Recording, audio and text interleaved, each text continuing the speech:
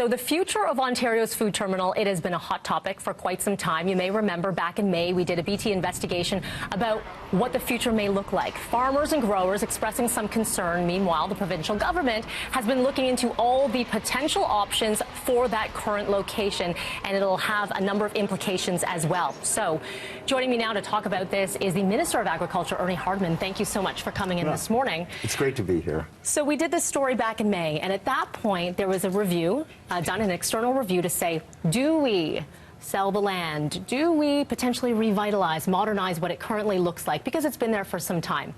And the big concern for a lot of people would be, if it moves, it's going to cost more for food prices. Your announcement today that you're making here on BT is? Well, I think it's very important to recognize where we started from. When we did the review, the direction for the review, we have an internal panel looking at it, and we have a consultant looking at it. The review was not what we're going to do with the property. The review was about how are we going to deal with the future of the food terminal. It's the most important part of getting our food from the field farm gate to the dinner plate. And obviously we want to make sure that it keeps up with the advancement in agriculture. Yes. Last Saturday I went to a farm in my riding, Denbour Produce, who sells all their produce at the food terminal. And they had an open house because they had completely modernized their operation. It's a great example of what's happening on the farm. We want to make sure that our marketing system keeps pace with that. So we're reviewing not only where it was, but how it operates to make sure that we're moving forward with it. So 10 years from now, 50 years from now, it's the right place, doing the right thing to make sure we get the best service for the people of Ontario. Is it in the right place? What we're seeing in Etobicoke right now, is the food terminal going anywhere? Well, I think that was the most important part of this of the review so far. The review is not finished yet. We're still looking at what more we can do to make the food terminal work better. But everything we heard tells us that the location of the food terminal today is an important part of what makes it so successful. So we're here to say today that we're going to be leaving it there, and we're going to be working on modernizing it, putting better equipment in it, and more technology in it, and particularly the farmers market hasn't been updated for many years. That's also the reason that we have to start looking, or we did start looking at, is it the right place? Sure. If you're going to rebuild, you want to make sure for the future, you want to make sure that you're rebuilding for the future. So this is good news for a lot of those who were concerned about location, about it changing, about transportation costs, and that not being transferred on to the end user, which is, of course, the consumer. So that's good news.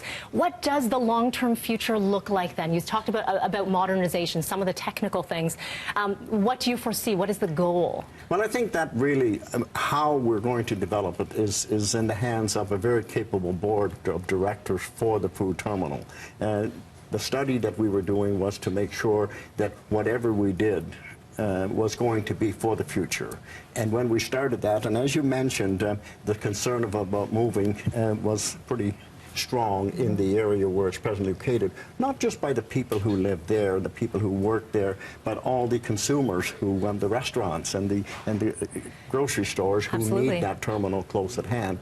So that was the decision we make. I expect the board of directors now, when they have the assurances it's going to stay there, we'll be developing a strategic plan for the terminals, what we need to do to go forward. Yes. And hopefully we'll have some more comments on that as we're making the announcement later on this morning at the food terminal as to where we're going from here. Part two of the announcement, part one made here. What a lot of people aren't necessarily informed about is that the food terminal provides to a lot of the restaurants in the area, so that could have affected some pricing as well. So that is good news. The food terminal is staying put where it is. We're expecting a 9:30 announcement with now next steps. Yeah. Yes. Yeah, exactly. Okay, great. And yes, and like I say, the food terminal board of directors will be working on that. And I want to say that the thanks to the community for the input that they gave us, and thanks to the member of that area, Christine Hogarth, for doing a great job in telling the minister what needed to be done. Okay. Thank you so much, Minister. Appreciate your time this morning. Thank you very much. Great to be here. And we'll have more information coming up, citynews.ca, on that 9:30 announcement, the future of the food terminal, which is physically staying put.